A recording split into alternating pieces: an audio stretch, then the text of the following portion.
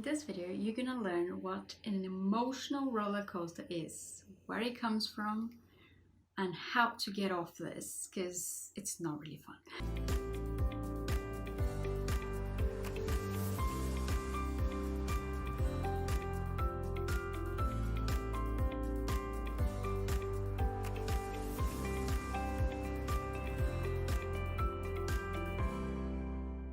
Hello entrepreneurs, Aline here. Before we start, remember to subscribe and hit the bell button to be notified when more juicy inner work content for founders is released.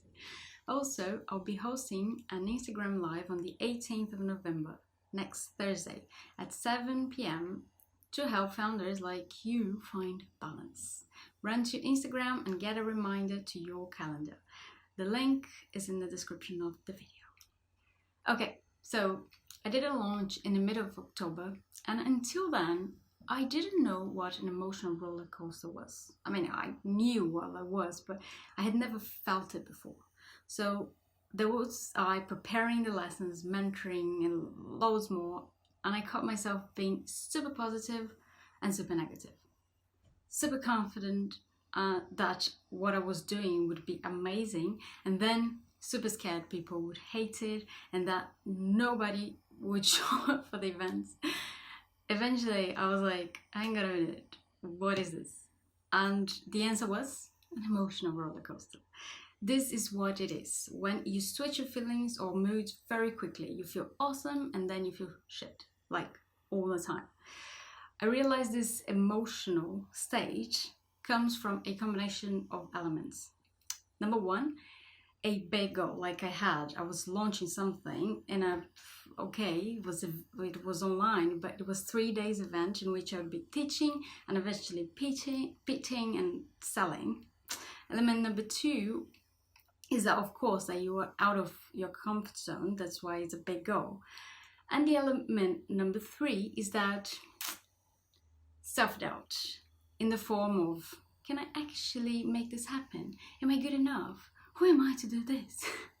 During that event, I had a form that asked you guys what was the biggest challenges you guys had to find balance. And the most voted was self-doubt along with emotional roller coasters. So here's the answer for these two problems. They are so connected. So now how to get off this not fun roller coaster, or how to stop self-doubting.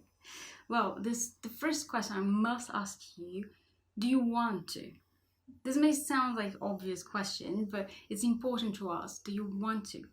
If you do, I found something interesting about this problem, more connected to self-confidence, because the opposite of self-doubt is self-confidence, right? Usually, most people's self-confidence is attached to many things. Mine used to be on money. If I had money available, I'd be confident. Some people's confidence is attached to knowledge. If they know what they're doing, then they're confident. Otherwise, no. I have a client whose confidence used to be attached to extra work. Almost like, I'm confident that I can do this because I work my ass off to do what it needs to be done. Some people are like combination of all the things I told you about. But the best thing for self-confidence to be attached to is to ourselves. You trust that you can do something for the simple reason that you can. No explanation needed. You can because you can. Like my client, she was working herself to an illness because there was no real confidence there, just so much stress to show that she could do something, and in the end, of course, the results she was getting weren't what she wanted. So for us to truly get off this emotional roller coaster, we need to reattach our self-confidence to ourselves. That's the journey, and to help you with that, have a look at the description of the video to book a one-on-one session or to get a place at the Balanced Entrepreneur Mentoring Group. Now, let me know in the comments, how are you going to get off or out of this roller coaster of hell?